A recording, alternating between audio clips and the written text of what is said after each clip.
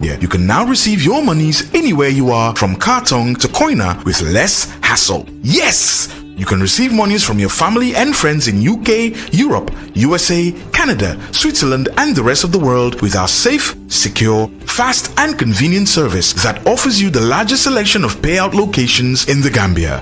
SuperSonics Money Transfer. We are currently in 34 African countries and counting, giving you quality money remittance services that are second to none. Visit the Google Play Store or the Apple Store today to download the SuperSonics Money Transfer app and enjoy excellent money transfer services only with SuperSonics.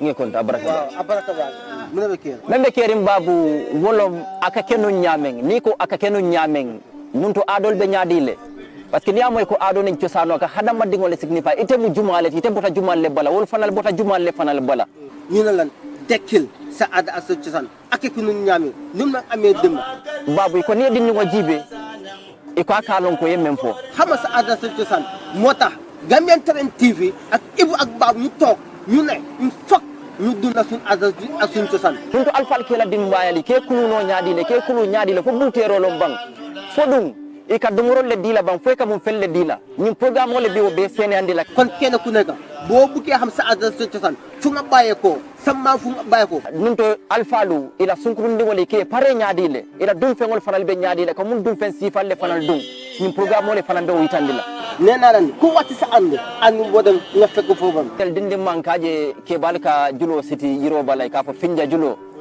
ga ko be siring e be ko jijala ko mol bitay do tarikol fula dindi ngoli lu do am demba lu tax amatu tay la motax top suñu nasaran faté sun ada association ak kenu ñameng ada association ak kenu ñam top lañu ahamas bu jot juroom waxtu be juroom ñaar waxtu fan la mo amé ci Gambian Talent TV ibula ak babu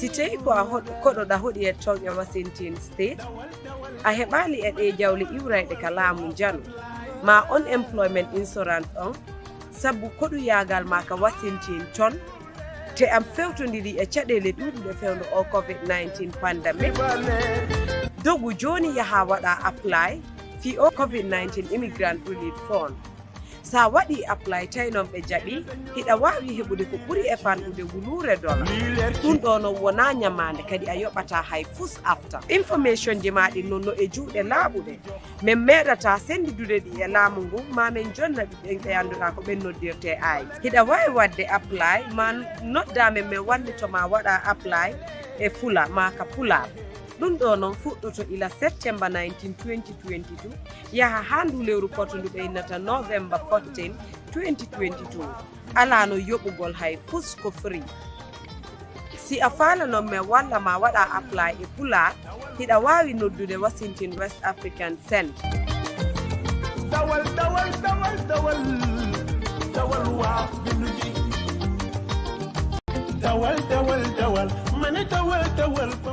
If you're an immigrant within a Washington state and you're not fit for the federal stimulus fund or unemployment insurance and you've been there for hard times during the coronavirus pandemic, you can apply for the Washington COVID-19 Relief Fund.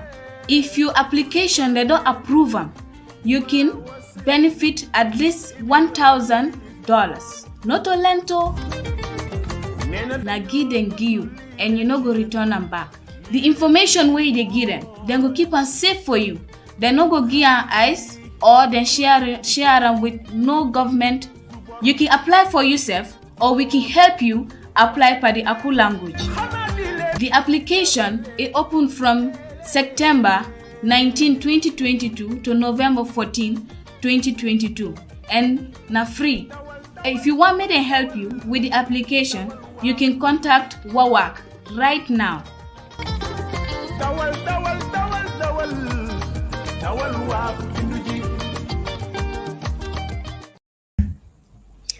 Assalamualaikum askan wi nuyuwaat leen ku nekk sa tur ak sa sant di leen jaajëfal saa su nekk fii si biir Gambian Talents TV tey nag si beneen pencum jolof di xew every Friday ajuma ju ne fii si biir kër gi dama koy wax saa su ne réew dañ koy pencoo waaye dañ ko pàccoo pencoo boobu am na solo bu baax a baax loolu moo sabab pencum jolof moo tax tey ji ñu toog nar a waxtaanee waxtaan yu am solo waxtaan yi nga xam ne ni soxal na réew mi waaye it soxal na askan wi tey nag si biir pencum jolof ñu nar a waxtaanee waxtaan woo xam ne nii bi si gën a fës mooy airport bi kenn réerewul mbir ne dañuy fayeeku xaalis maanaam ñi nga xam ne ñoom ñooy génn si dëkk bi wala ñoom ñooy dugg si biir dëkk bi dañ leen a fayeeku xaalis gannaaw bi nga xam ne ni ñi ñuy wax Malaget newspaper ñooñu def neen investigation génnee nag njuuj njaaj ji bëri yi nga xam ne ni moo laxasu si biir ak it lan la koos réew mi gannaaw si bi nga xamante ne loolu mu ngi dem fii si biir réew mi buñ jógee si loolu nag dineen waxtaanee président Adama Barrow gis neen ne dem na ci National Assembly bi maanaam si néegu député yi pour rek wax ak askan wi waaye si biir wax yooyu noonu dénk na fa àdduna askan wi maanaam Gambien si lu bari ñu nar a waxtaanee loolu waaye balaa président Adama Barrow doon ñëw gis neen National Assembly member for Badi bu Central amoon na ab xëccoo wax ak ki nga xamante ne nii moom moo jiite néegu député yi muy Speaker of the House loolu yëpp dinañ ko waxtaanee waaye bala maa dem rek tey si biir kër gi ñu ngi fi ànd ak suma panélistes yi soofu yi nga xamante ne nii ñoo ngi ñuy teew fii nii ma bàyyi leen ni nuyoo askan wi waaye it di leen xamal ne ki nga xam ne moom mooy Pa Modou Mbow moom dinañu join leen ak Kek Sané li ko sabab mooy seen yëngatu yuñ nekk waaye Mr Fodé Thior tamit dinañu join as well so ma tàmbale ko si suñ ñëw paneliste bi nga xam ne nii moom mooy Mr Doudou Diagne fa ko doon laajte naan réeru tey nag indil naa leen ko Mr Dia salaamaaleykum nuyu naa la. waaleykum salaam wa barakaatu tay da maa ngi laa fay bu baax a baax di am mbégte ak kontaante lu bari ci li ma dalal ci programme bi tey di wax na rek waxtaan moom laaj ak tontu la nit ki wax lim ci xam li nga xam ne xelam loolu la ko may lu ñor la ñiy déglu ñoom ñooy taataan pour seen mbir yi fan la féete ak li nga xam ne moo dal seen xol di nuyu suma naataango Yankuba Jallow ko am ne tam xarañ na ci liggéeyam bu baax a baax di wax mbokki seetaankat yi ñëpp maa ngi leen di nuyu di leen sant di leen gërëm di wax ne ku réeroon daal dikana ku réeroon daal dikana di ko jaajëfal bu baax kooku di Mr Doudou Dia Yankuba salaamaaleykum. waaleykum salaam Aida wala nuyu di nuyu Mr Dia di nuyu ñi seetaan Gambia Talents TV suñu programme bi Pencum Jollof once again we are back even though it missed some weeks but yaakaar naa tey tamit we have very important topics to discuss xamante ne they are making headlines in the space everywhere ni ñu ngi ko waxtaane so thank you very much once again. I'm happy to be here. di ko jaajëfal bu baax ñu xuus rek si biir waxtaan wi gannaaw bi nga xam ne ni junj naa ko bu ma tàmbalee programme bi ne airport xaalis bi nga xam ne muy $20 bi nga xam ne ni moom la passenger si dee fay ñiy dugg si dëkk bi wala ñiy génn si dëkk bi loolu nag nekkoon na loo xam ne ni semestre yi bari buñ ñëwee si dëkk bi dañ ko dee complain ba gis naa on social media yeneen ñi nga xamante ne ñoo nekk bitim réew si diaspora bi di wax the reason lu tax this time around ñu bari nekkuñ di ñëw is as a result of that ñu métti lu ko waaye mu nekkoon loo xam ne nii nag lëndëm na si xeli Gambien si bu bari parce que yàlla daf ñu nattoo nguur goo xam ne nii communication bi problème la pour ñu génn a waxtaan ak Gambien si ak affaire si num si demee most of the time daf dee nekk problème waaye Malaget newspaper mi nga xamante ne nii saa su ne dañuy investigate stories yi nga xamante ne nii it's worth investigating gannaaw bi nga xam ne nii génnee neen story bi lan moo laxasu si gannaaw $20 bi nga xamante ne nii moom la tukkikat yi dee fay ak tamit ñu gaay brégé story bi nekk na loo xamante ne nii it's news and ñëpp a ngi gis loolu noonu on social media mu nekk loo xam ne mu ngi trend si country bi ma starté ko Doudou Dia ma laajte ko lan mooy sa xalaat si loolu ak sa gis-gis. jërëjëf li nga laaj am na solo torop mu naax ne coow bi yàgg na joxoñ baaraam bi yàgg na tuuma bi yàgg na waaye nit ñi mënuñ ci woon a am lu leer wax nga ko fii si sa wax ngir ne nguur bi pour génna waxtaan ak doomi réew mi dafa doon jafe-jafe wala ñoom ñoo tàmmuwut daal pour war koo mun a def man suma ay waxtaan yu bari wax naa ne loolu waruta ñàkka surtout ci coow jugee ci réew mi ñu bari di joxoñ dara ñoom ñooy ndey mbila bi ñoo nekk ci boppa bi ñoo mun a génn a wax nit ñi mun cee am lu leer surtout ñi nga xam ne ñooy taskati xibaar yi man wax naa ne lum bon weer bu nekk war nañ di am ak ñoom jotaay am yi ñu waxtaanee su boobaa ñooñu tam laaj leen lu bari lu nit ñi di laam-laamee di ci joxoñ baaraam ñoom suñ ko jotut sax taskati xibaar yi dinañ leen ko jotal ñu def ci ay leeral ñu tam tasaare ko dina dalal nit ñi seen xel ñu xam mbiri fan la féetee di jaajëfal Malaguen ci seen gestu liggéey la bu jafe bi nga xam ne lu omba dafa bari torop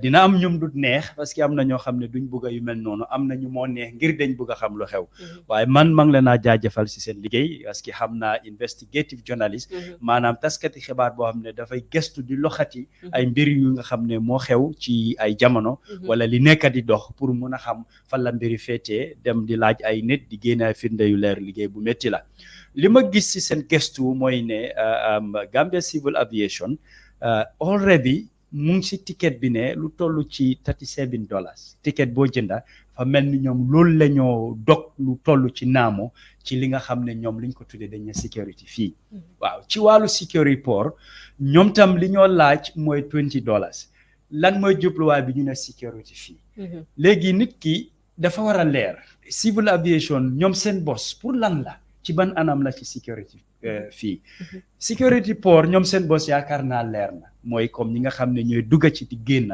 seet li nga xam ne mooy seen ay kayit ak li nga xam ne mooy seen jaar-jaar li seen jubluwaay ak ci li nga xam ne loolu la ñoo yëngatu ñu ne surtout lu ñoo xeex mooy wàllu lu ñoo wax terrorisme waaye pour man soo boolee ñaar yi dafa bari torop te ci report bi liñ fesal li génn a jóg bàyyi ko ci Malaguen mooy ne bëggoon nañ koo sax boole ci li nga xam ne mooy ticket bi ñoo jaay waaye ñi nga xam ne ñoo yor wàlle ñi tukki ci jaww ji ñoom dañ ne dafa bari ba nanguwuñ ko loolu moo tax ñu génnee ko boor waaye ci beneen anam bi moo waxee man suma góom-góom la ne ci réew mi fii ñu mel ni suñ immigration ñoom mi yor wàllu kaaraange ci frontière yi war nañoo mun a yor loolu man du ma dee d'accord di wax ne amuñ xaalis bu ko mun a def lu bari doo dem compter xaalis teg ko ci table ne jox leen ma waaye waxante la lu ñoo wax négociation mun nga koo def ci pàcca boobu li nga am ak li moo jur ngay fay ndanka-ndanka lu ñoo payment plan dafa jot lu bari lu ñoo jël di ko joxe si biti ci ay contrat ñu jëlal ko suñ boppa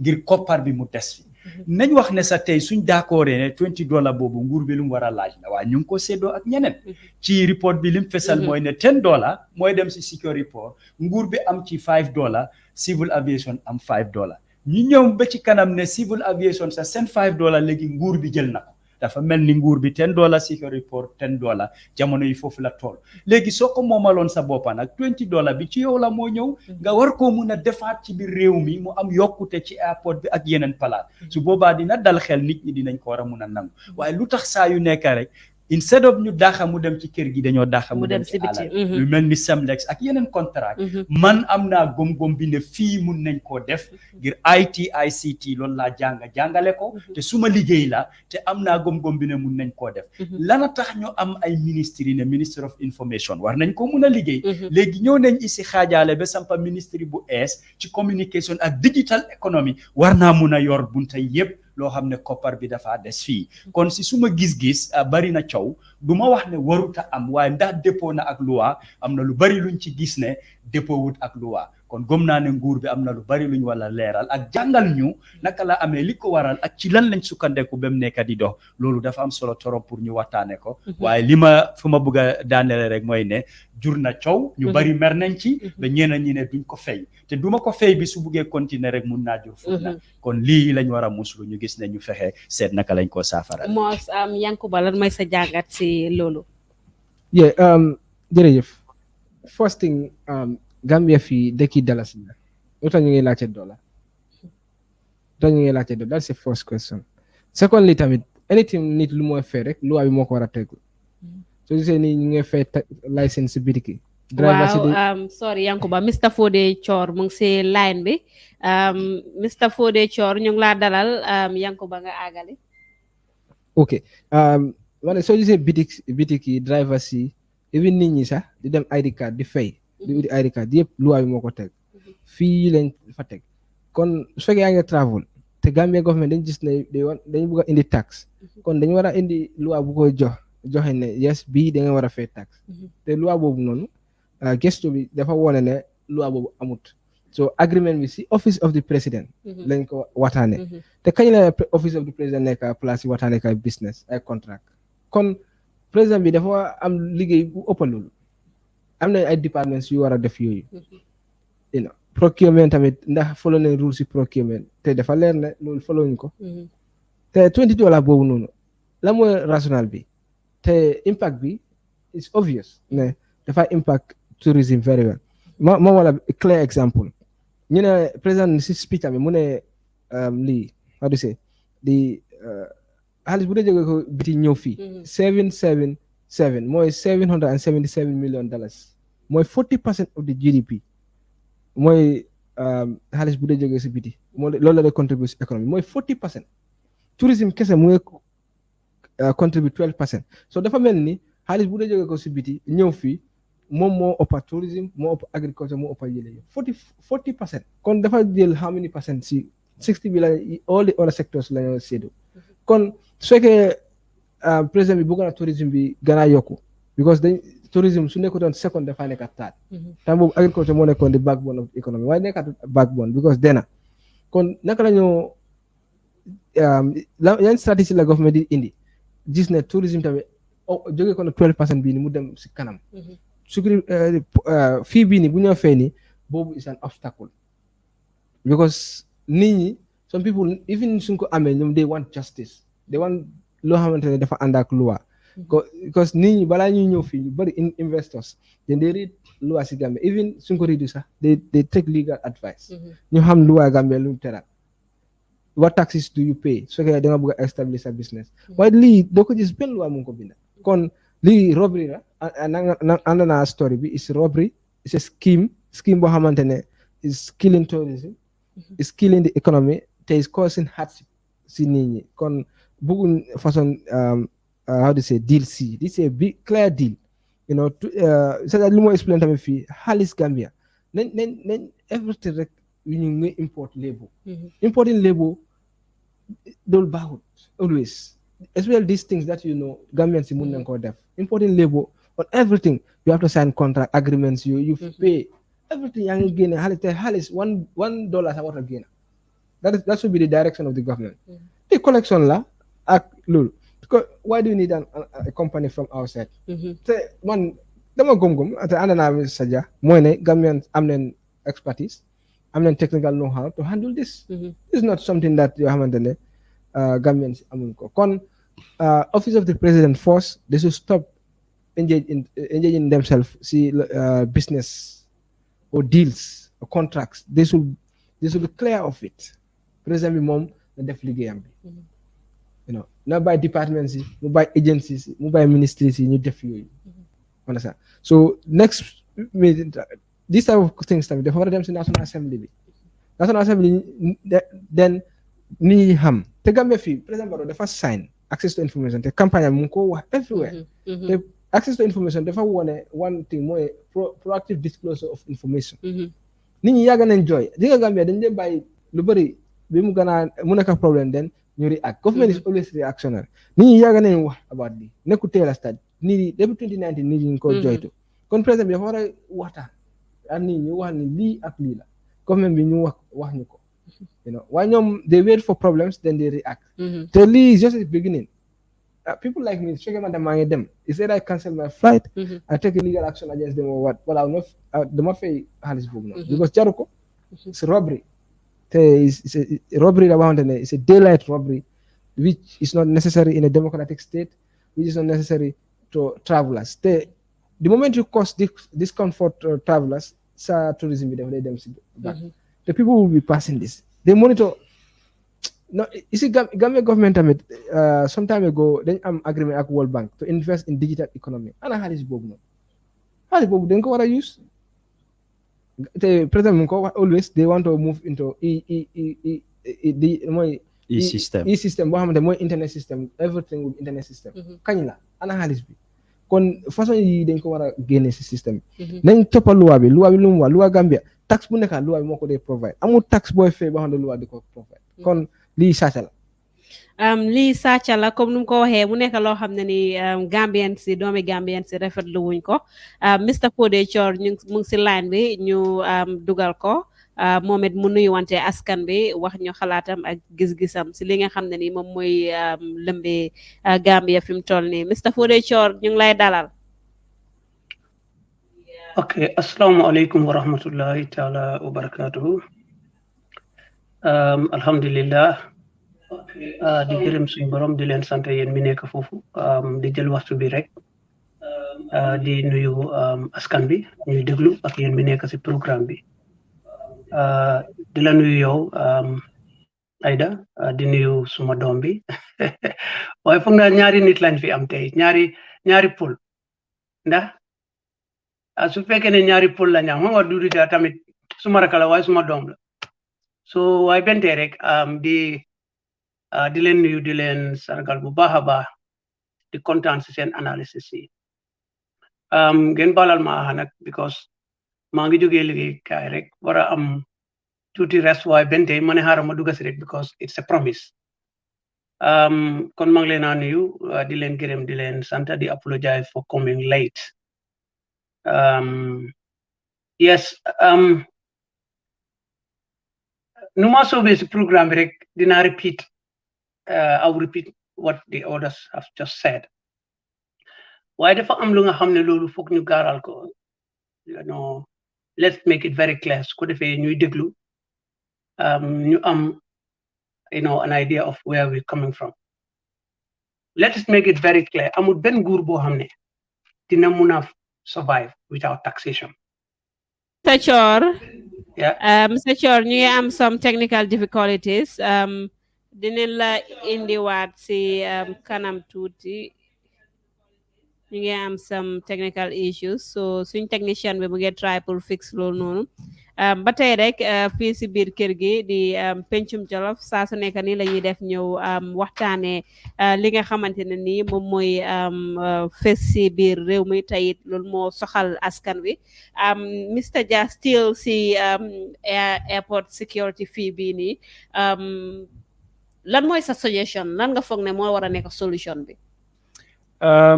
lii mun a saafaral mbir yi Yankuba wax na ko fii ñu ngeen ndamoo ne ci tànki démocratie lañ nekk loolu lañ sos di dem duma tàyyi ci di ko wax ne démocratie bokk na ci banxaas yi ko enu dañ ne rule of law mooy maanaam tëralin wala doxalini démocratie dafa war a dëppoo ak loi kon loolu ñoom mi jiite nañ ko bàyyi xel lépp lu ñoo dugal lu ñoo def rek nañ ci jiital loi bi seet lan la wax ngir ëllëg moo tax su ko nit ñi yëgul waaye suñ ko yëgee ëllëg nit ñi li ñoo xool mooy ndax loi may na leen pour ñu def ko wala déedéet su ko defee si sa coobare te teguwul ci loi su boobaa man dama gëm ne loolu jafe-jafe la kon His Excellency président Adama Barrow ñu ngi ko ñaax di wax ne ni moo doxalee na xool ñi moo sant ak ñi ko xelal lépp daal na gis ne ñu indil ko firnde yu leer ne loi ni la ko tëralee te gëm nañ ne am na ay legal advisors ñi nga xam ne moom moo leen taana jox leen liggéey ñu ko jàppale ci bunta yu pour mu xam loolu benn la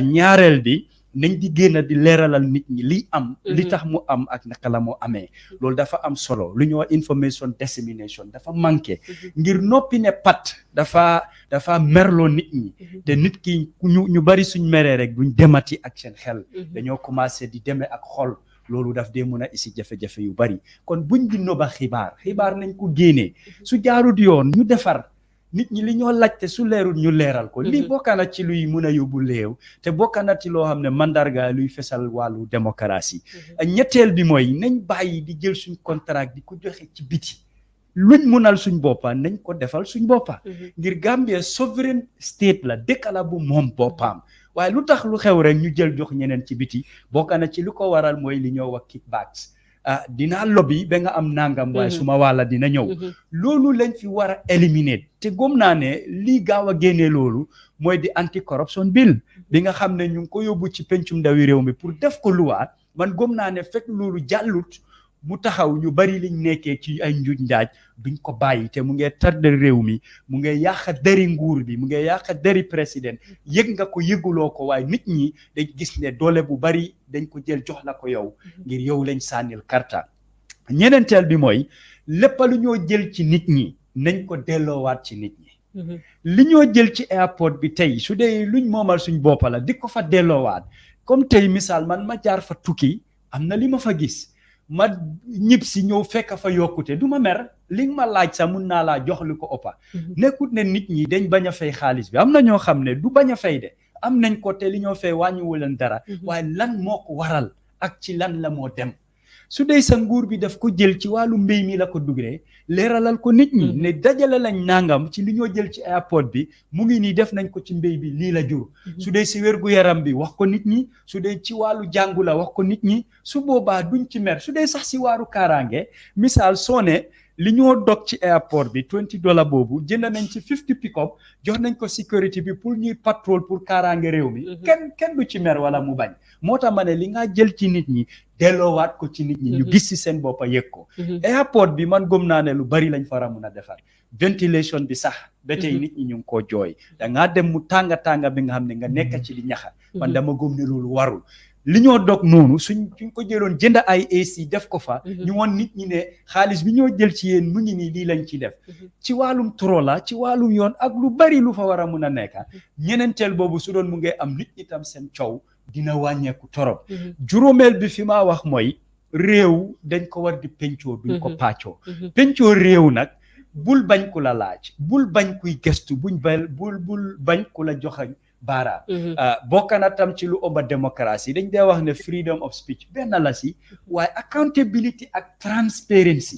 pour man moo gën a am solo sa freedom of speech rek nekkul nit ki wax lu ko ne li nga wax da nga war a xam lan la dafa war a jur njëriñ dafa war a nekkalom ne ñi ko dégg am na li moo yokka ci ñoom wala yokkaleen ci jànga waaye njub ak mbiri di leer loolu fépp fu jaama am mooy li ko saxal nit ñi duñ am ñaari xel duñ la tuumal duñ joxoñ baaraam duñ wax loo xam ne wérul kon juróomeel bi mooy nañ gën di dëgëral loolu te loolu nag duñ ko mun a am lu dul dañoo génn di waxtaan ak doomi réew mi muy point si am maanaa yi nga xam ne nii war nañ koo bàyyi xel pour saafaral mbir mi waaye dafa mel ni Mr Fodé Thior mu ngi si line bi Mr Fodé Thior ñu bàyyi la nga continuer léegi moom du ma tooñ pol yi foog naa ne gars yi dañ am seen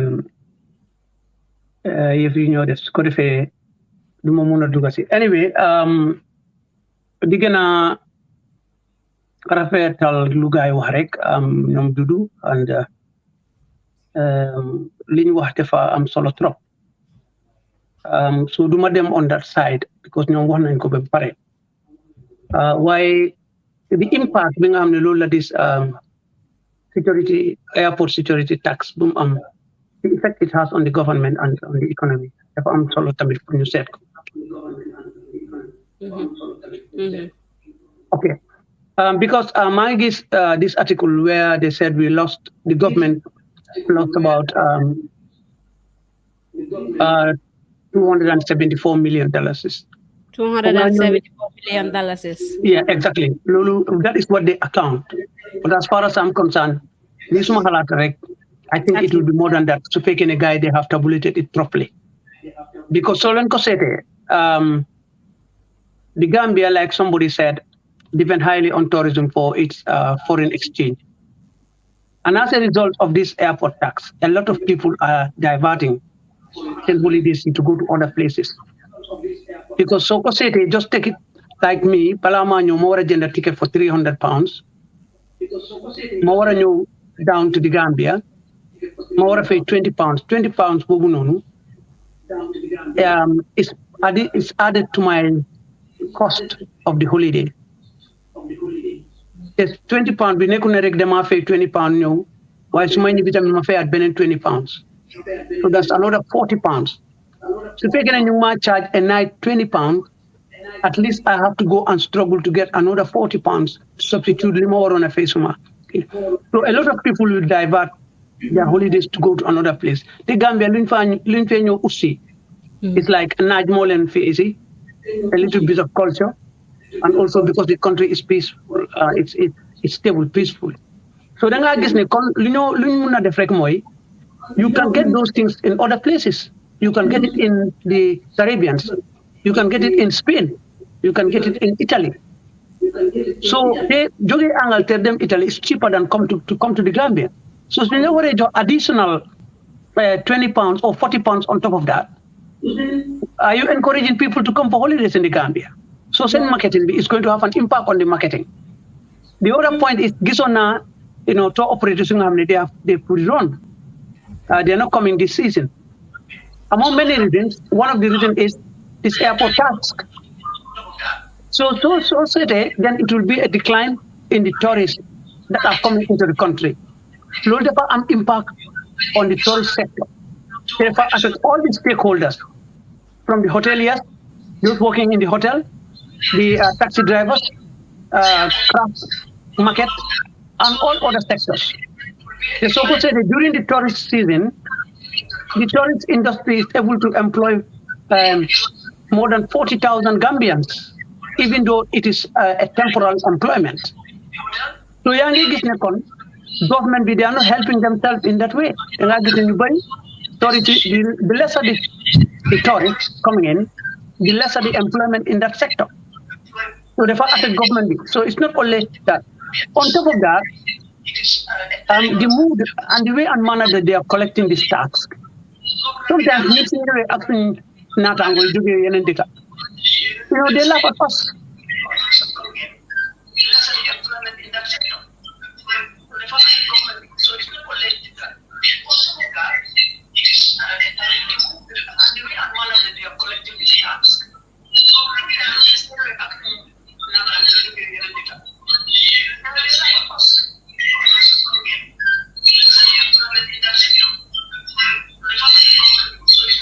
Hello, Mr. Chor.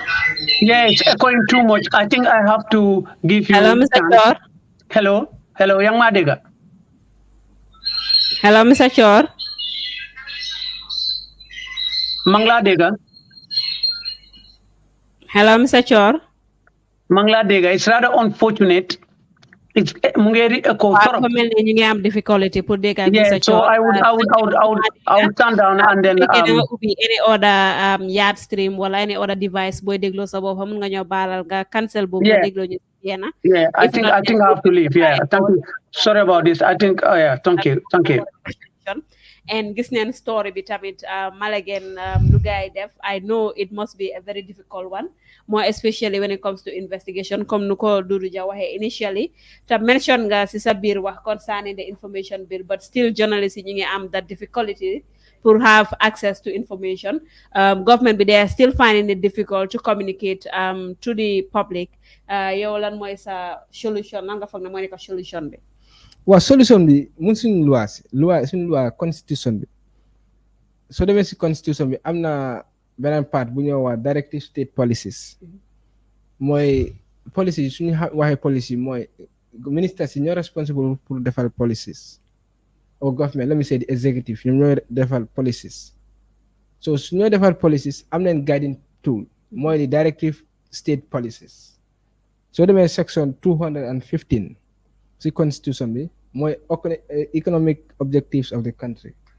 So first dafa wax ne government bi they shall endeavor to create an economic environment that maximizes the rate of economic growth and employment, secures the maximum welfare and prosperity for all persons in the Gambia.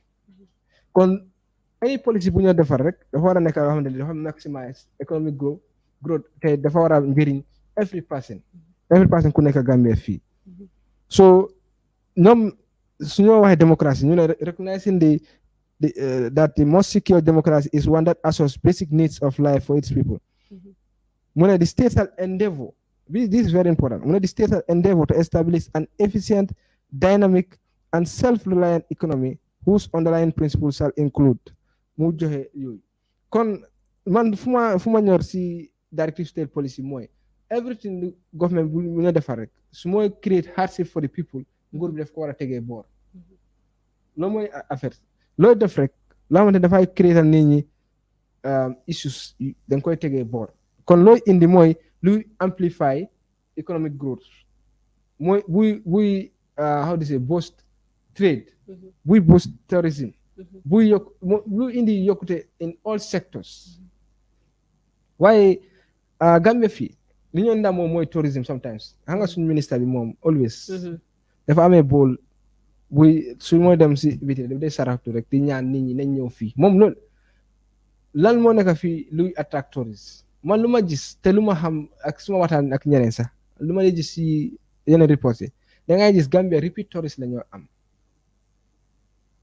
amoon nañ target last year ñu ne I think they need I don't know 300,000 or something am na target buñ bëggoon waaye amuñ ko président bi sax def ko admit si State of Nation address am bi tourism suñ buggee mu dem kon dañoo war a indi some things yoo xamante dafay attract tourism first beach tourism bi bu ñoo def léegi suñ bisi ñu ngi gën a yaaxu kon what is the alternative environmental tourism some countries are engaged in environmental tourism ñun am nañ suñ historical sites government is not investing in historical sites ku fi def tour rek soo demee si historical sites da nga xam lu may wax they are in a very very terrible condition in fact I cannot even describe it if terrible there's a word worse than terrible I will use it so tourism bi 12% bi ni with the current state su wàññiwut su demoon ay 8 wala 6 yaakaar man dafay ëpp 12 te government bi mun li ñu wax ne every week 51 I don't know 53 flights ñoo dee land waaye tey laa la wax tey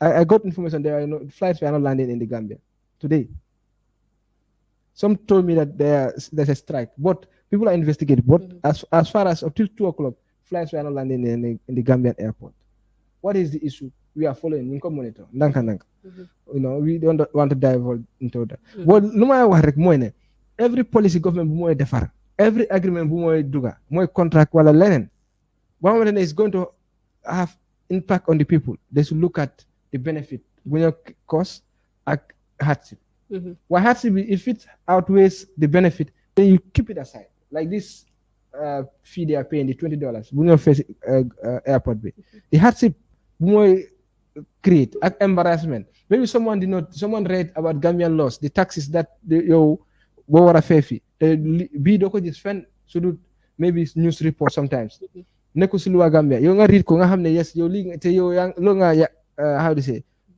yaakaar te boobu nga prepare soo ñëwee fi ñu ne la fayal $20 te yow soo fayee $20 bu ñu yaakaar ne all tourists ñu fi ñëw am nañ xaalis am na ñoo xamante ne they come to cheaper countries te Gambia is one of them yoo xamante ne they can easily come ñu mun because suñ xaalis bi stable so you say send currency rek mu nga si am lu bëri they will stay here maybe 1 month or weeks or 2 months so anything boo xamante ne ministre bi xalaatam bi moo his focus su fekkee man ministre bi I can speak to him directly mooy ne tourism sector bi this fee bi is going to cause it and it has been causing it harm than good te another thing is the corruption index government bi Gambia ba léegi corruption index bi anga dañ leen damu good governance ak yooyu press freedom ñu ngi jóge ko from 9 dem leen taat ak yooyu you know waaye corruption index fu ñu toog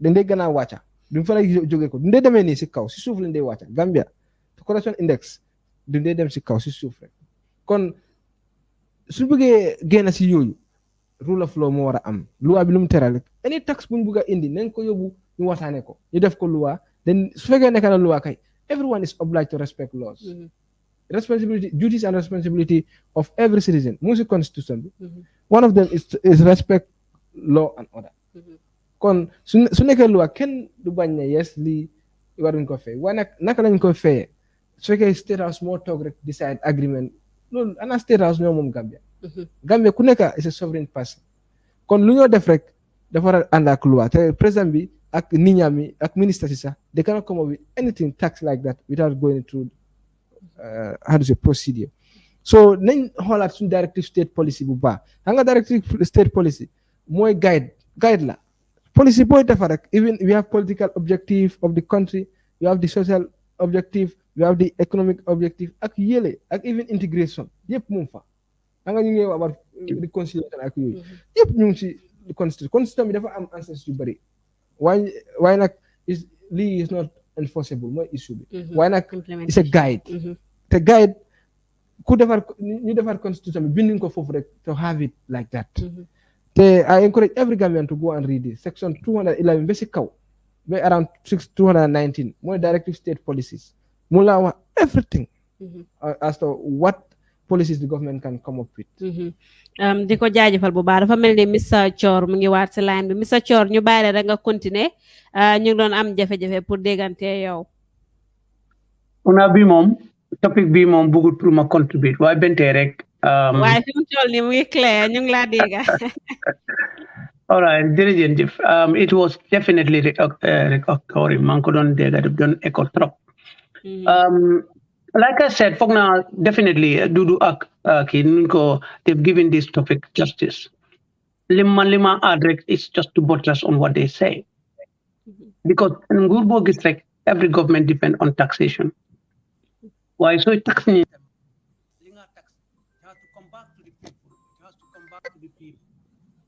Linga tax the for a back to the people. Linga tax tamit they should know. In fact, anything that people do is an act. Act bobu should be sanctioned. If the act is negative, it should be sanctioned negatively. If it is positive, it should be rewarded positively. So this is where laws comes in. So Louis Tefarek, you have either if it's at a lower base, you have others will call it bylaws, others will call it constitutional laws, others will call it, provisional laws, whatever laws they call it, status laws. Yep, but what I'm trying to say here is those laws must be seen. They are, applied. They cannot become laws until and unless they are applied. So proposing airport tax. Tax its implementation, collection and implementation and everything should be guided by laws. So those laws must be very firm. And when they are, of course, they must be very firm and they should be consistent. And when you apply it, you have to let the people understand why you're doing it. So if paying a tax at the airport becomes a requirement and now guided by law, the people who are paying it must know where that money is going into. Limota, there's ambiguity because people don't know what's happening. So it is forcing the other arm of government, mainly the media, to go and investigate. I was listening to Duduja, he said something. Information is very valuable. Information is powerful. Information, it depends on ninko using. Limo yaha at limo defar if the family ki. So you have to make sure that they give the people the information that they need. So qualification society is guided. Why so len toge rek ben nga xamne ñu ko soxla pour am that information ñoo wara dem ñu find out lu ñoo it's rek nit ñi dañ ko gom. So telling us that the government is losing $274 million fog nit ñi gom ko. Why just in that corner of economics why use your common sense ka set li ma don't explain. Ordinary person bi nga xamne koku dafa bëgg ñew te koku su ñëwé on holidays in the Gambia du hotel bi rek la mo njëriñ. He's going out to the community, he's going out to other people. No, they will not come. Because if they are coming for the sun, they can get that in Spain. So they can go to Spain and pay less in order to go there because they are not paying extra airport tax. L'Union fait is all inclusive. Man suma jëndee a ticket pour ñëw Gambia, dañ ma dee wane it's all inclusive, all airport tax is included. Ba pare suma ñëwee ma fayaat security. I comply because buguma pour nit ñi ne people afford it your time £20 living. Why everybody? It's a lot of money. My problem. After all, sir, you know that investigation behind this before Waraduga. Ludu don't analyze. It's something else. We're still not seeing where the impact be that tax collection being to the society and changing the livelihood of the Gambian people. So let's take I'm solo moi. I just want to cut it short. So got to your other topics. What is important, the government must know. So no levy a tax on people. The people must understand why we are paying it. Because if the money is going rightly, the far benefit the citizens. Because there is no country them without taxation. Why you introduce a tax up to a certain point, get them up to a certain point, and get a tax cut. Here in UK, they are cutting the tax now in order to be able to help the people because the cost of living is high. The same thing in model UK, model Gambia, because Gambia is not an island. There are problems globally. The Ukraine and Russia war got a big impact on the Gambia as well, economically. So it's all the government not doing what they should do. But so that economic situation, we under corruption. Why are you, coming out and telling us we have democracy? Adama Barrow, it is democracy when people cannot be account for the act that they are doing. Rather unfortunate. Why not? I can't go further as to what these two people explained. Why? I want to thank you very much. I'm sorry, it wasn't my fault. It's from your end. Yankuba, you don't know something. Yeah, just a short one. Then by hell, see what he president the State of the Nation address. Mune, I'm not what we use English. More shocks. Mune, these external shocks are causing, is leading to the price hike. Moko President Adam Barrow. See State of the Nation address. The Gambia fee soon seaport be. We know the difficulties people are facing there. So people prefer going to Senegal. You watch. Colleague, you lose some at least revenue to Senegalese seaport. They soon create another hardship. People will prefer landing through Senegal using a vehicle to come here. Why they want to see what justice. Another thing is Gambia government. Lu mean def moy. You saw why dara wala nga expose dara. They will call on a press conference. They say clarification. Or they will issue a press release, a lengthy press release to clarify. Why every day or every newspaper buñ binda si Gambia fee, they exit the office of the president. They have copy. All the ministries they are subscribed. Then they have copies of newspapers. They are seeing the cries of people. Every day joy. Wa price be yokuna. These days rek saku sukur legi 2,500. Am na ñu ñaka jaay 14, am na ñu ko nekk jaay $15 pour sukur legi. Te every day ñu ko wax te nguur bi mu ko sétal. Ñu ko sétal nekku di jël steps pour wax. Ici communication am na solo. Nit ñi ñu ngi rey nit ñi for example ñoom ñu ngi America ñu bind nañ press release ne ñu ngi ko ñaawlu waaye nag other conditions nit ñi président Adam Barrow wax na ko si National Assembly te waxul naka la mooy génnee the how question is not answered. Man even right now I'm doing a story on that, talking to economic experts to get their side. How can Gambia get out of this situation? COVID lañ président bi dafa jël how to say excuses mooy COVID-19 ak Ukraine Russia war bi. Why not? The other issue mooy what is the government going to do in the alternative? Mooy issue bi. Te this hardship mooy ko as I told you port bi ñu ngi ko lose to Sénégal te bii tamit su yàggee dañ ko lose to Sénégal te Gambia su revenue base bi dafay gën a nasa te dafay gën a daanu te su daanuwee lu ñoo wax mooy xaalis bu jógee ko si biti suñu nit ñi ñu fa nekk te boobu we are not in control of it. Nit ñi nekk di liggéey foofu ñooy liggéey am seen ko back to their country. Ni plow back waaye ñooñu suñu téye seen loxo gis ngeen protest bi tay America gis ngeen ko Gambian si génn di wone seen joytu te their demands were genuine te gis nañu bëri te waaye nag instead of the presidency taking it in good faith accepting that it's a crime from Gambians, this how to say the adversary president mu ngi nasaxal gaay mu ngi wax yu ñaaw si gaay di wax ne they are enemies of the development of ñoom they are good at the farm. So Gambia fii you have to look at things. Di nga ni suñu joy let them look at it very well. Te protest yi door nañ te dafa yokku man because the government is not listening. The government is not communicating. If they are listening then they are not communicating. The communication da nga déglu nga dem communicate nga wax nit ñi yes seen joytu bi lii la te ñun lii la ñoo def pour solve ko nit ñi dañu leen a déglu. Waaye nag nit ñi nga joy yaa ngi noppi su yàggee they will come out for you.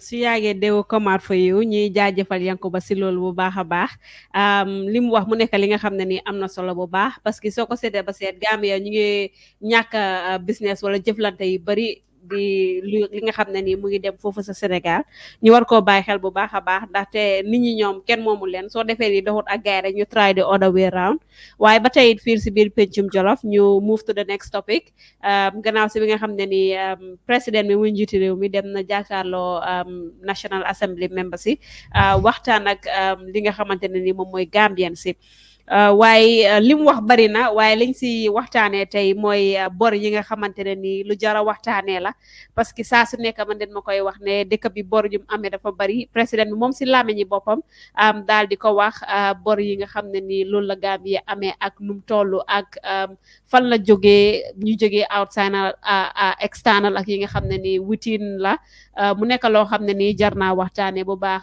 Dudu Jah lan mooy sa jàngat si loolu. jërëjëf Aida di sant Fodé Thior di ko gërëm bu baax a baax li ma wax am na solo nit ñi dinañ ci jàngee gëm naa loolu xel loolu la moo jëriñ du jëriñ dara lu dul xalaat xalaatee nag génne ay kàddu yu rafet nit ñi nañ ci mën a am njëriñ suñ taataane li nga wax ci wàllu bor surtout ñun réew yi nga xam ne dañ néew doole moo am Afrique la comme ñi ñoo tuddee third world countries jafe na torop ne dinañ war a dunda te duñ leb kon suñ demee ba leb mënta ñàkk liñ leb lana tax ñu leb ko ak si lan lañ ko dugal loolu dañ ko war a xool bu baax su dee li nga leb foo ko dundal ba tey itam dalul ci nit ñi nekkuñ di ko gis te bor bi nga amee tam mënuloo koo fay loolu daf ñu war a julal jaaxare bu baax kon nañ seetaat est-ce que jar na pour ñu leb loolu moom mooy laaj bi ngir doo mun a yóbbu réew ne yaa ngi am yokkute waaye sa bor tam mu ngi yokku dafa mel ni ngay leb te nekkuloo di fay bor boobu am na fi nga tollu ñi nga amel dafa am charta yu ñu teg lebal duñ la dee lebal kese waaye daf dee ànd ak charta en charta yooyu daf dee tax lu bari sax yow li nga samp ci réew mi nguur bi moom ko dañoo ñëw mun a jël ko sa loxo ci ay diir wala moomale ko seen boppa ci faw loolu ñu ngi koo gis si réewi Afrique yu bari kon leb mënut a ñàkka waaye lana tax ñuy leb ak luñ leb ci lan lañ ko def waaye suñ demee ba gis ne nag suñ bor mu ngay yokku di yokku lu nekk am na fu mu war a em loolu fa la rek lu fees tuuru te tuuru nag ñaareel soo ko gisee fi moo jëm ñu bari duñ ko soxla ndox boo ko sottee ci kaas nit mun na ko yëkkati naan waaye bu tuuroo si suuf lii tuuru si suuf yaakaaruma kenn dina ko jéem a lijjante pour def ko ci biiram kon lépp lu ëppa dinañu isil ay yàqu-yàqu kon ci man lana tax ñuy leb ci misaal suñu waxee ne nañ leb xaalis lan lañ ko def mooy jënd ay saxaari nappa maanaam ay gaal pour mun a nappa doomi réew mi nañ ci am liggéey li ñoo jàppa di ko jaay dina isi koom-koom dina jur njëriñ bu bari su boobaa dinañ ci gis njëriñ ba pare dinañ mun a fay suñ bor ndanka mun naa dem ba bor bi jeex li ñoo dajale bari su boobaa dinañ jëndal suñ boppa liñ moom duñ lebati man dama gëm ne développement yokkute noonu la war a mel li nga leb dafa war a am lu tax nga jël bor boobu te fi nga ko dugal daf la war a jural yokkute ak njëriñ ba tax doo sukkandekuwaat ci leb waaye di nga munal sa boppa li tax nga leb nga génne ko maanaam nga fay ko nga wéy di dem su dee façon leb yooyu kon leb bi am na njëriñ su fekkee ne dañoo leb ci ne dañoo defar yoon ñëpp dañ ko soxla waaye yoon biñ defar noonu ban yokkute la moo am parce que dañ ne comme jokkaloo ci wàllu yoon dafa isi yokkute bu gaaw mooy rapid development waaw yoon yi ñoo leb di ko defar li tax ñu defar yoon bi li see sosu ak li moo mun a jur war naa mun a tax ñu fay bor yooyu waaye leb xaalis defar yoon sa bor di yokku wala defar ay birij wala ay jàngu wala ay yeneen ak yeneen te amuloo loo ko fayee pour man loolu duma ko tuddee yokkute waaye li moo jur mooy suñ continuer di sox ak moom mun naa isi loraango bari ci réew bi su boobaa yokkute wala développement bi nga bàkkoo du amati njëriñ soo ko ñàkkee kon lépp looy defar nag dem ba ci kanam di ko ñàkka wala ñu laa xañ lu bari su boobaa du am njëriñ parce que gis nañ lu mel ni ay nawet am na ñu yàgga ne nañ ko privatise man dama gëm ne ay fi privatise ak li ne mel loolu last resort la war a nekk waaye am nañ ay nit ñoo xam ne seen xam-xam màcc na ci wàllu gestu ak xalaat ak yan pexe lañ war a teg pour ñu am yokkute waaye suñ fa bàyyee ñooñu di sukkandeku rek ci leb xaalis di ñëw te duñ ko dugal ci loo xam ne dafa isitam xaalis wala lu ñoo jural xaalis man dama gëm ne ñàkk a leb su boobaa mooy li war. mu nekk lu am solo Yankuba la mooy sa jàngat si loolu. Gambie moom yàgg nañ di leb. te suñ économie bi moom suñ defee budget over half bi yëpp daf di nekk either budget support or loan wala grant loolu lañ dee amee loolu lañ dee yóbbuwee suñ dëkk bi ñun kay half la ñoo def half bi mu génne si outside te the issue mooy ne boo jëlee bor you have to pay te naka la ñoo fay nit ñi ñoo nekk di fay bor yi soo xoolee for example essence am na tax yu fa nekk si biir ñu ngi wax Ukraine ak Russia xëy ak yële waaye nag government bi tam mu ngi fa dugal ay tax because am na bor yu mu jël dañ ko war a fay another issue mooy yow soo jëlee bor yu ñoo jël yëpp especially this government man duma dem si gannaaw government bi laay wax government bi lu mu jël bari na waaye nag impact bi dafa ndaw government bi dafa indi woon li ñoo wax national development plan li ñu daan wax foofu mooy economic transformation waaye léegi currently président li mooy wax mooy economic recovery kon am na problème fu mu nekk kon Gambia nit ñi dañu war a xool bu baax a baax suñu economic policies people should actually interrogate ñu scrutinize ko bu baax ñu xool lan ak lan mooy problème bi buñ am ay ministers yu ñoo xamante ne they are very good at how to say negotiating ñu ama ñu loan léegi exemple lu ñoo am fii saa yang baata kunkaatu ñu ngi ko jox benn compagnie mu ngi ko liggéey te compagnie boobu lu mooy fay mooy royalties tax kese la mooy fay te su fayee tax bi rek ñu ne am nen waa compagnie du run at a loss lan la compagnie bi nekk di def te compagnie boobu nit moo ko moom kenn te ñu Gambia is a country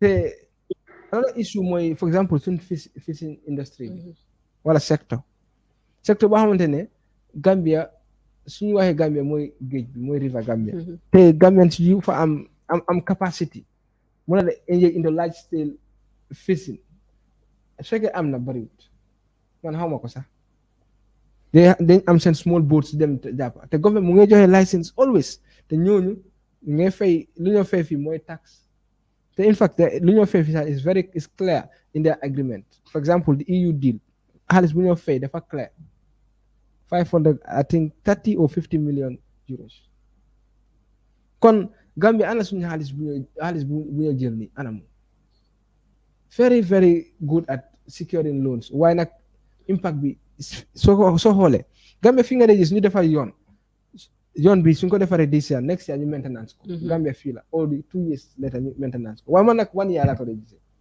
ñu nga defar yoon boo xamante ne xaalis ay millions suñu fa dugga nga defar ko this year next year nga maintenance ko kon liggéey bi baaxut substandard la te loo moo tax loon suñoo jël yëpp dañ ko war a xool fan ak lan moo tax ñu jël ko that is the most important thing what is the question lan la ñëw address so like countries yu ñoo xool yëpp ñu ñu jox loans they also pass through this stage waaye Gambia dañuy def li ñoo wax how to say study tour dañoo dem si other countries to see study tour waaye suñu ñëw fii does not work kon ñun dañu need another change boo xamante ne si policy in terms of the way we think around loans li ñoo jëlee te sax America dañ approval Gambia xaalis bu bëri to fight hunger tey US embassy dañ ko announce seen Facebook kon Gambia ñu ngi receive waaye nit ñi nekkuñ di ko yëg te nit ñi ñoo ko di fay loo xelaat rek mu ngay yokku te why do we have Essential Commodities Act foo xamante ne they put price of some of the basic commodities like bread onion ak yooyu seen price yi ñu ngi si loi bi ñu ngi si act bi waaye lu nekk si act bi soo demee price bi tey there is a variance mooy difference bi dafa bëri ñu laa wax for example bread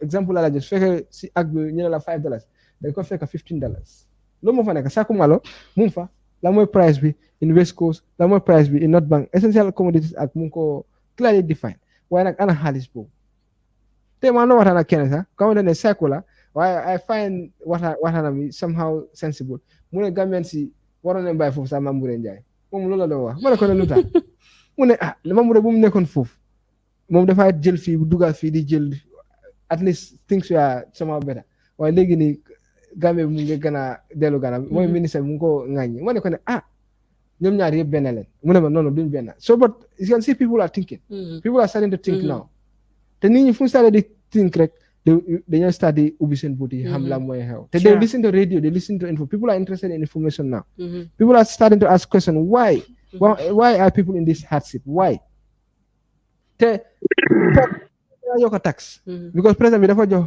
GRA a set figure bu ñoo war a am every month I think $1.8 billion every month la war a collect in tax. te moom président bi si state of the nation address mu ne tax collection bi dafa wàññeeku moo ko wax te mu si mu ne economy is performing badly kon Gambia si dañu war a xoolaat bu baax a baax situation bu ñu nekk fii all the countries have impact on COVID waaye countries yi ñu Gambia lu fi nekk garaaw na de te in order to get out of this situation nguur bi moo ñu war a génne foofu waaye nag nit ñi tamit dañu war a study demand yi laajte questions agriculture sector lu ko gën a dellu gannaaw lan la te ñu noonu they implemented 8 projects te 8 projects bi président bi wax na what bi in billions of dollars président bi wax na ko si national assembly I cannot remember the actual figure léegi lu tax secteur boobu nekk di dem ba remittance yi moo am 40% agriculture mu si gannaaw te agriculture xaalis bu mu yore moo ëpp remittance lu tax suñu pharmacie bi léegi ñu ngi sonn te ñoom ñoo fi ëppale projects 8 projects kon Gambia fii issue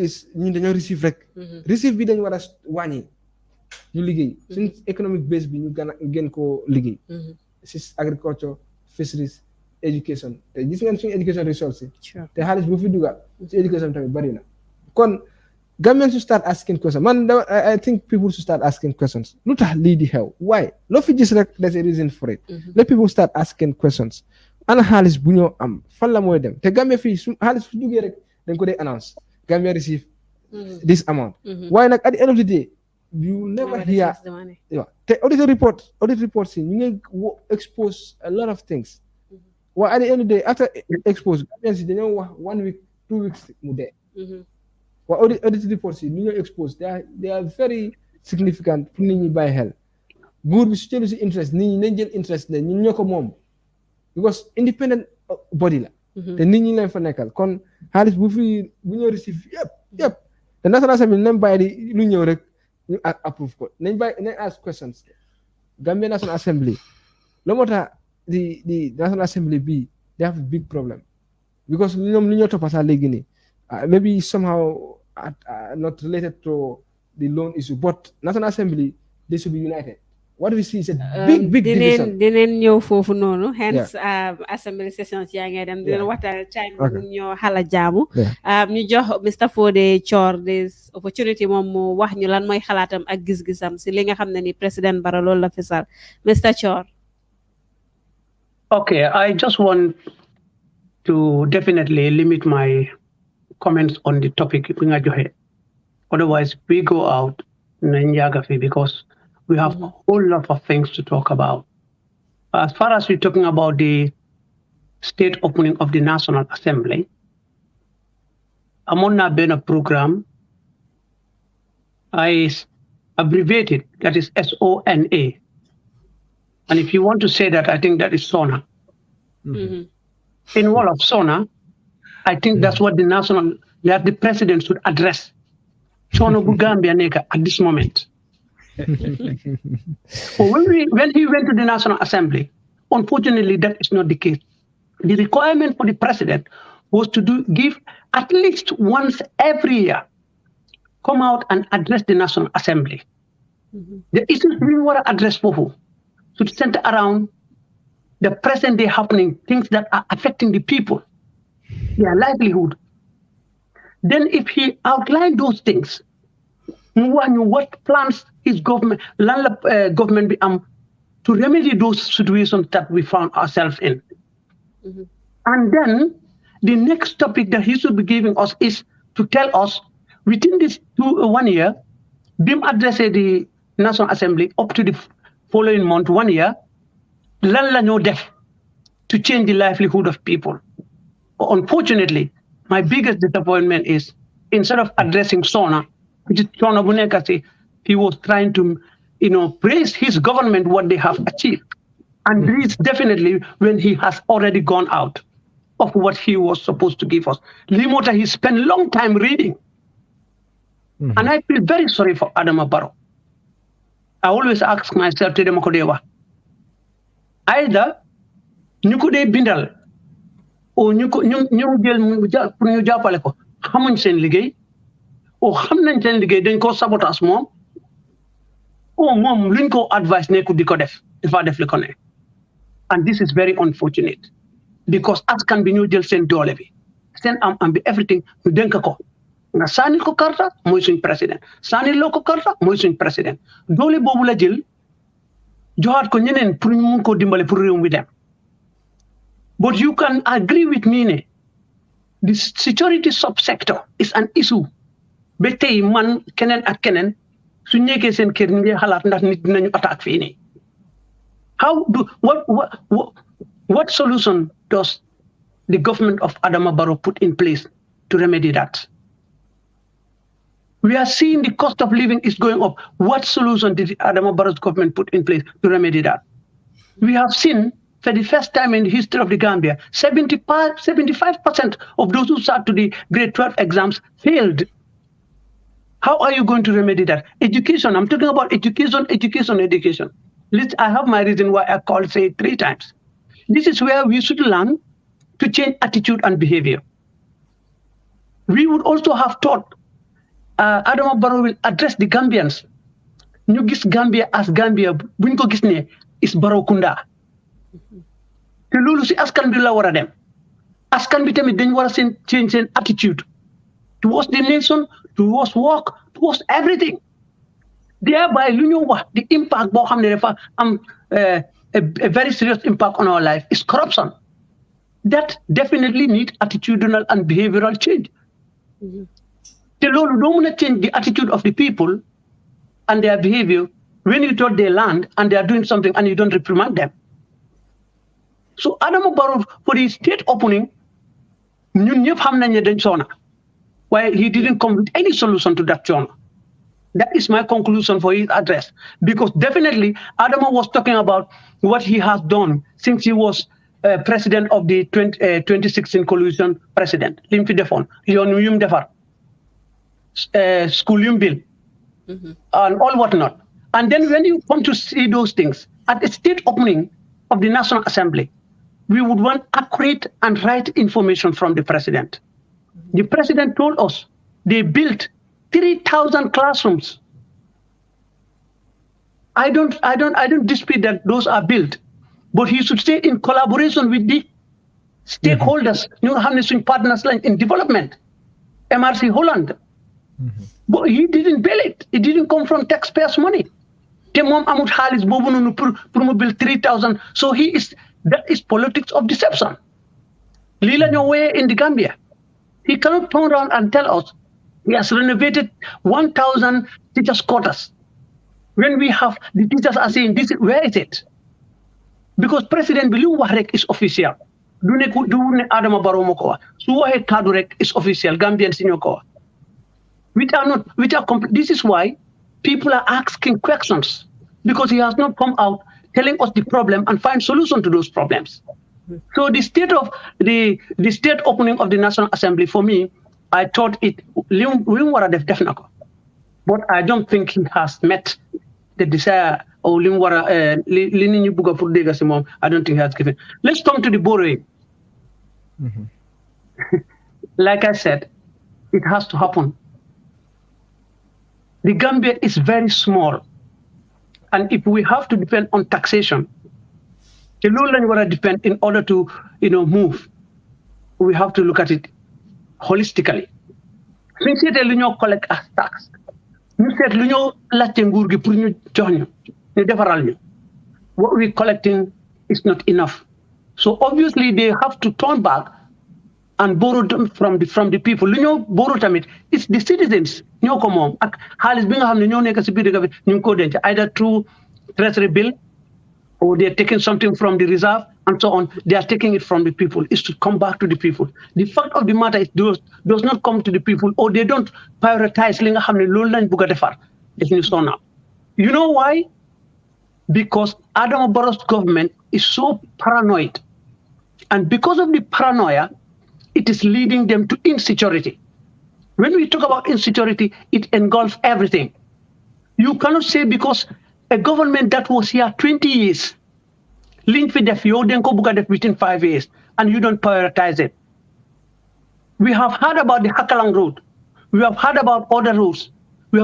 So they didn't build on the initiative that they found here. they want to push that and then come with another agenda. Lepolo hamne guys start nañ ko is not working. This is why we are borrowing too much because we don't prioritize. Nga buga defar hakalang. Amulo halis bi it has to be done by the tax being local tax being paid. You go back and check, okay, the election year 2021, the government guy then buga lifin fertilizer. Sorry, the Gambian farmers want fertilizer. You subsidize it by spending 700 million. So that the price will become cheaper, 700. At the end of the day, you also realize all the fertilizer being issued for the Gambia has all crossed the border, and you didn't take any action. Precedent is set. Now, from 2022, you needed the same thing. You cannot subsidize it because borrow, you have not paid back. Hakanon Road is not finished. There is no economic activities taken. You cannot borrow. You cannot borrow again because what you've taken, you have not paid back. Li moy suñ problem. Adama Barrow should understand as a state, they are not an island. As a government, they are not an island. A government, I'm sorry to say this, I know all of you understood why they look at it.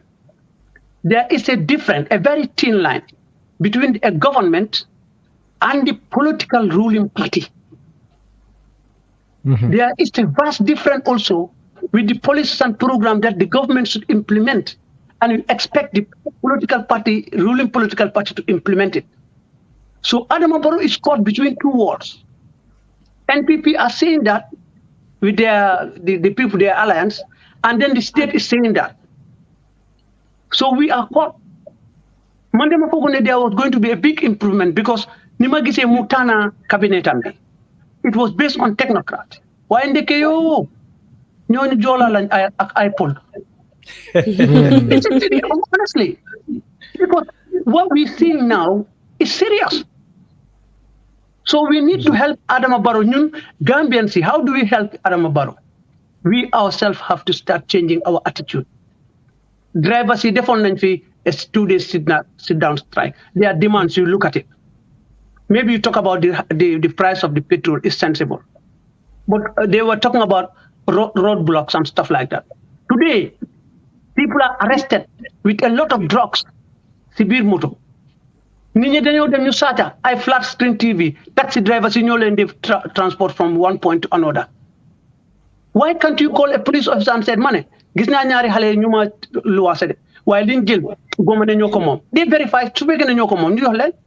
Then people start stopping.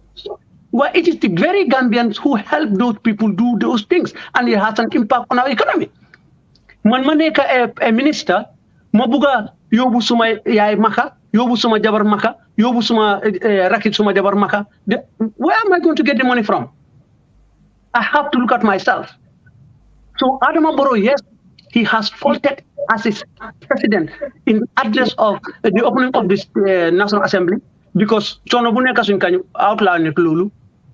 But rather, we also Gambians should look at ourselves. We have to change our attitude and behavior towards the nation. If we are given responsibilities, we must be honest and deliver as expected. Vidal, because I don't want to continue and take all of your time. Wow, di la jaajëfal bu baax waxtu bi daf ci jàmm ba pare te ñu ngi am lu ñu war a waxtaanee waaye naa dem si opinion section bi nga xamante ne nii sa xalaat rek nga siy wax dinaa leen may ku nekk 2 minutes nag ngeen tàggatoo ak moom parce que fi ñuy dem mooy gis neen jamono yi fi ñu toll nii dëkk bi mu ngi si situation boo xam ne nii citizens yi bari léegi ñemewuñ bi lu ko waral mooy rey ju bari ji gis neen fi last week before last ak this week ñu bari rey baa ngi tense ndaw yaa ngi reyante deret yu tuuri mu ngi bari mu nekk loo xamante ne nii bari na si dëkk bi ba nga xam ne nii benn waajur wala benn kilifa ñamewut say doom génn si biti lii nekk na loo xam ne nii doy na waar torop ñu bàyyi leen ngeen wax ñu seen xalaat si rey bu bari bi nga xam ne nii mu ngi lëmbee réew mi Dudu Jah lan mooy sa xalaat si loolu 2 minutes nga tàggatoo ak moom. Ayda loolu dafa daw yaram torop ngir bakken dafa foor te soo xoolee suñu réew mu tuuti la naa ne ci wàllu kaaraange wala war koo mun a aar waru ta jafe lu tolloog ci yeneen réew yi nga xam ne seen yaatuwaay ak seen bariwaay ci doomi aadama di nga ne jafe-jafe si loolu la war a nekk te yëngu-yëngu yi kon fii soo xoolee Gambia lu ñoo wax rural urban migration mooy li gën a am doole ñu bari nekk ci kaw bi ñëpp dañ ñëw dëkkee boor bi kon fu nit ñi di jublu fi ñu gën a bari foofu nga war a gën a war a mun a sàmm ngir xew-xew yu bari fala dee mun a amee gëm naa ne security sector reform bi pour man suma gis-gis jaarut doxut ni mu war a doxee teguñ ko ci yoon bi nga xam ne foofu lañ ko war a teg soo am nañ ci jafe-jafe am na ñu gis tam ne ñu bari ñu ma waxtaanal ne TRR say buñ génn ni tax na ñoom mi nekk ci wàllu kaaraange nasax nañ ci seen wàllu liggéey ngir am na ñu daaxa am na ñoom ne dañ leen ragalloo am na ñoo xam ne am luñ leen teg kon loolu yóbbu réew mi kanam yàqa la jur waaye dama gëm ne ñi yor wàllu kaaraange ñoo war a takk seen dëgga gis ne liñ leen dénka dafa foor ñoom suñ nekkee ci loxo yu wóor bu mu tax ñu ñàkk faale ñeneen ñi nga xam ne nekkuñ ci loxo yu wóor li ma jublu ci loxo yu wóor ñoom ñi ngi am ay ADC soo demee seen kër yi sécurité bi ñu ngi toog ci bunta bi di leen garder ñun nag amuñ loolu ñun miy dox ci mbedda bi ñun kenn ay dem moo tax dañ ñoo mun a dab di ñu def lu bari ñoom fuñ dem am na kuñ àndal kon nañ ñu yërëm gestu ñu pour daaneel rek comme waxtu bi bariwul am na benn dimanche boo xam ne dama dee faral di dem ci géej gi ci bij bi maanaam Palma dama dem fekk paaraay ñu ngi taxaw ci Johnson bi ñi wàcca si di ñëw ci bij bi yëpp ñu commencé di leen saaj dama ñëw fekkal ñu génne ay paaka ay siso ay ngaanaay yu bari ci nit ñi lañ ko jël lan la ñooñu di jël ay ngaanaay di wàcc ak ñoom ci bij bi moo tax ñu bari suñ nekkee si bij bi timis su jotee rek daw nañ ñibbi ngir su lëndëmee lu nekk war na laa daf laa mun a dab man ma ne police intervention unit buñ am intervention maanaam ci déggalaaka mooy su dara xewee ñu jóg saafaral ko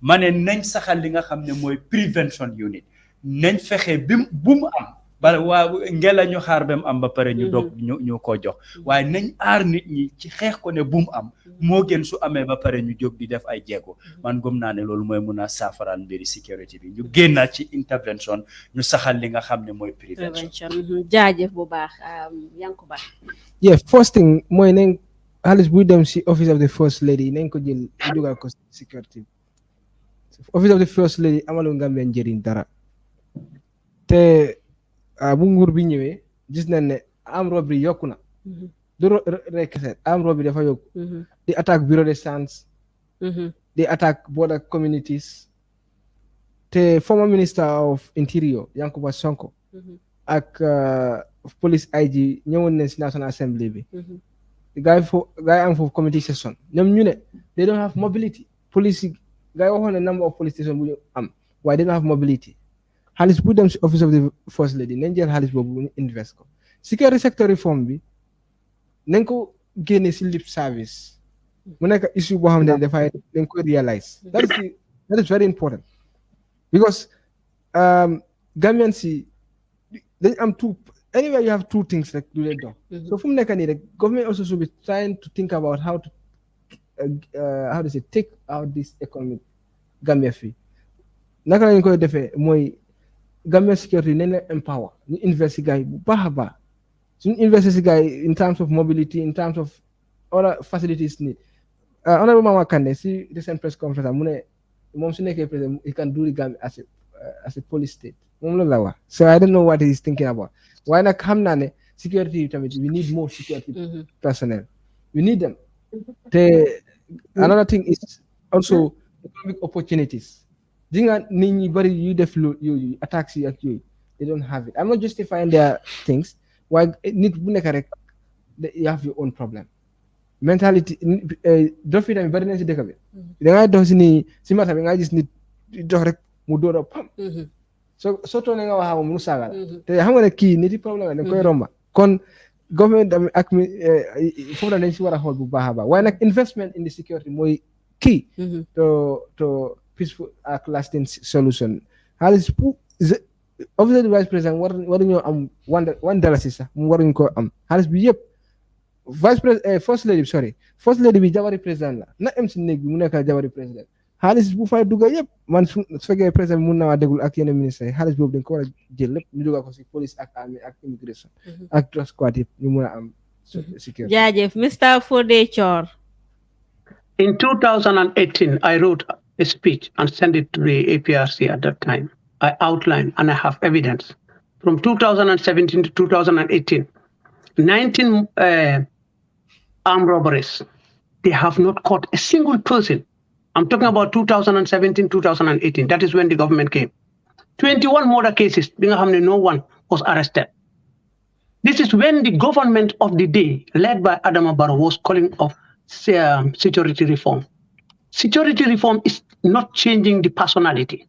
It's building capacity for them to be able to know how to deliver the services that they need to do. Among that, $3 million was given to them to start initial from UNDP. $3 million, calculate kongen wo mayen mi am mathematics in Gambian dollars is nyatala. When people start talking about it, it has never been said. Up to today, we have a state security commission that is not even delivering, telling us what they have. The journalists cannot go and find out. They cannot even publish it.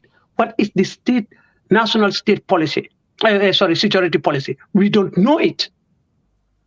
So they may see within the police, within the army, and you ask the last a simple person, what is this mission statement for the national security policy? They cannot tell you. So we don't have it. The thing is, in order to bring about change, you have to build capacity. So from that time, 2018, murder cases and armed robbers and other crimes are occurring because capacity binekufa. The other thing that also affect our security is they have already been they learn to low trop by bringing security forces from outside and render those people the responsibility to look after the state security. And their only concern is State House and the personalities around there. They don't care about others. Even our president, he does not trust our security personnel because private security team guard. Then you come another circle, then another layer. So to cut it short, the Gambian people knew what to do in terms of security, but their confidence has been knocked down. And we have to help them build their capacity, build their confidence, have trust in them. So Lee affect national security be too much.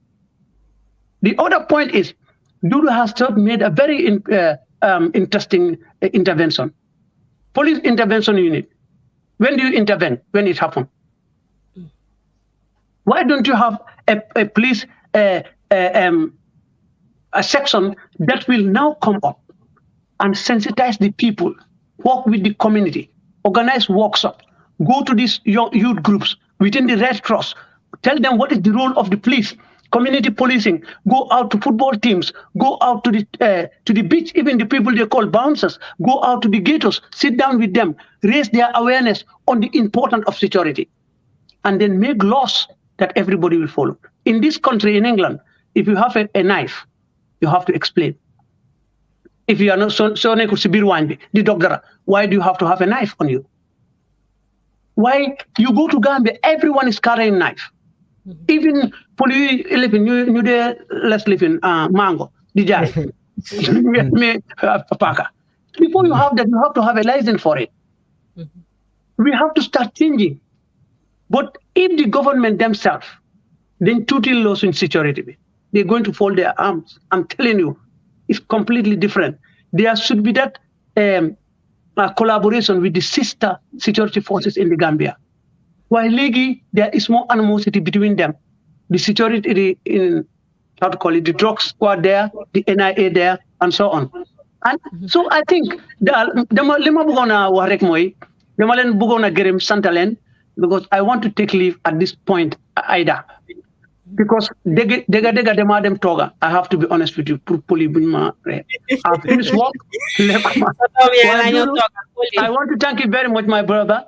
Yankuba, my son, Manglena Gerem Dilen Santa, and I am really proud to be part of it. To be honest, I am really not prepared because the Majugi news straight. I did my job of Mr. Chorte program. So I want to thank you very much, and I want to take leave. And I'm more than happy to do it another time, not next week. Otherwise, my wife will beat me up. Why? anyway maa ngi leen a gërëm di leen sant bu baax Dudu jërëjëf Yankuba jërëjëf Aida jërëjëf di ko jaajëfal Ingrid mu ngi laa dégg sax mu ngi laa dégg Nil ma ko bu baax Dudu said hello waaw jërëjëf waay jërëjëf di ko jaajëfal bu baax kooku mooy Mr Fodé Thior saa su ne nii la ñuy def nu ma koy waxee saa su ne réew dañ koy pencoo waaye dañ ko pàccoo moo tax pencum Jolof ñëwal leen fii every Friday fii si Gambian Talents TV ngeen ànd seeg Aida Kebe ak sama panélistes yi nga xam ne nii seen xam-xam màcc na si la ñuy waxtaanee di leen jaajëfal bu baax tey si time bi ngeen jël toog seetaan ñu te it foog naa lépp luñ fi waxtaanee lu ne indi neen si solution te ñu expect nguur gi ñu dégloo ñu xel bañ ñoo dégloo xol jël solution si nii daal di ko jëfoo ba nga xam ne nii réew mi dina mun a nekk Gambia bi nga xamante ne ñëpp moom leen bëgg a gis di jaajëfal Mr Dudu Dia bu baax si time bu mu jël ñëw toog fii waxtaan ak ñun jox ñu xalaatam gis-gisam ak idéam li nga xamante ne rafetlu neen ko bu baax waaye di jaajëfal Mr Yankuba Jallow mi nga xam ne saa su ne mu ngi ànd ak ñun si programme bi di leen jaajëfal yéen ñëpp seen déglu bu rafet ba beneen ajuma bu ay incha allah jërë ngeen jëf. If you want to receive monies from UK, Europe, USA, Canada, Switzerland, and the rest of the world, SuperSonics Money Transfer has got you covered. With the largest payout network in the Gambia, you can now receive your monies anywhere you are, from Kartong to Koina, with less hassle. Yes!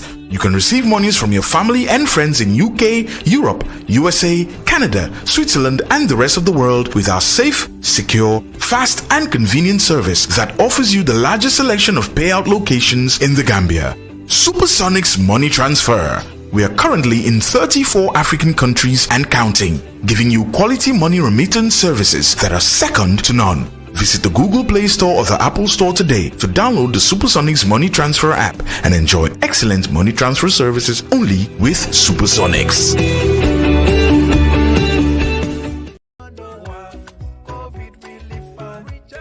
su fekkee ne gan nga te dëkk fii si biir Washington State te it jotaanguloo am xaalis bu bàyyeekoo si nguur gu mag gi wala unemployment insurance li ko waral mooy sa ñàkk a kayit fii si biir réew mi te it jànkuwante nga ak jafe-jafe yu bari si diiri COVID-19 bi bul jaaxle ti benn yoon ndaxte mun ngaa dem bindu si Washington COVID-19 Immigrant Relief Fund bi léegi nii lii nag boo si bindoo bañ jël la maanaam bañ approve la dinañ la jox xaalis bi nag lu si gën a néew toll na si $1,000 xaalis bii nag du bor doo ko fay te kenn du la ko fayeeku sa information yi ngi ñuy jox mi ngi si loxo yu wóor duñ ko mus a jël génne di ko jox nguur gi wala ICE te it bindu bi nga bindu nii du nekk gàllankoor wala jafe-jafe soo waree dem uti kayit mun ngaa bokk si lii nga bindal ko sa bopp wala nga ñëw ñu jàppale la si wolof lii nag mi ngi tàmbale ko si September 19 atum 2022 ba November 14 si atum 2022 te li si gën a neex mooy free la laajuñ la si benn fay. If your application is approved, you could receive a payment of at least $1,000. It's not a loan.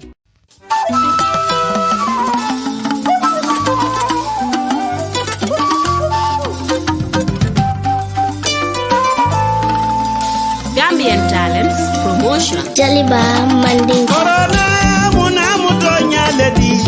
Nkaljalalu nada ganyene badie. Animpana mwa miliyon jama. Wale pengo ke kakolo bayi. Wankoro kan. Jaliba vele ninjalalu nada.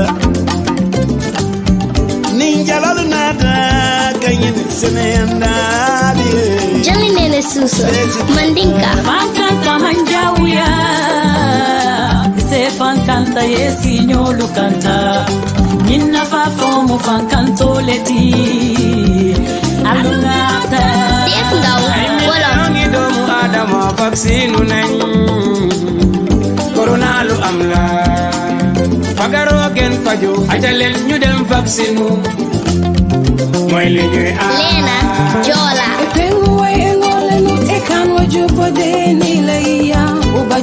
COVID-19 epengo engole nun esonteni pare petanka Sora Jali Mandinka Rich Jankaroni mani vaccine on Yinta. Soyons sérieux avec ces vaccins. Si on se donne la main, Fonsi Tankani courant. Mandinka. Alingata. Me vaccine on me batuka. Allah. Alingata. Wale bentankala. Na. Alingata. Me vaccine on me batuka. Allah. Alingata. Wale bentankala. Tata dinding. Mandinka. Pengota nyine ngangari. Pengota wale yandandi. Kama koi kan. Ime yeto yemo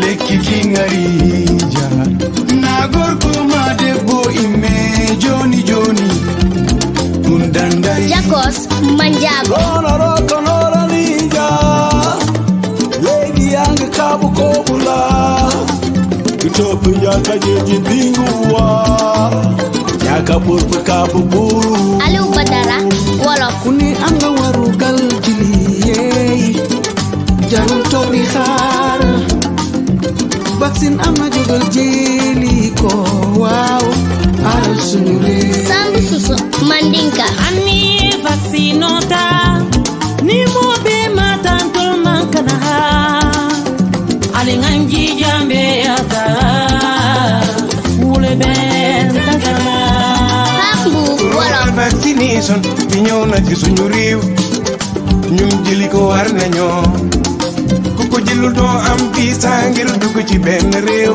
ndax dañoo bañ corona tasaaro Wolof kay leen ñu jëli ko vaccine bi ñu doon xaar kay leen ñu jëli ko mooy li ñuy aar kay leen ñu jëli ko vaccine bi ñu doon xaar kay leen ñu jëli ko mooy li ñuy aar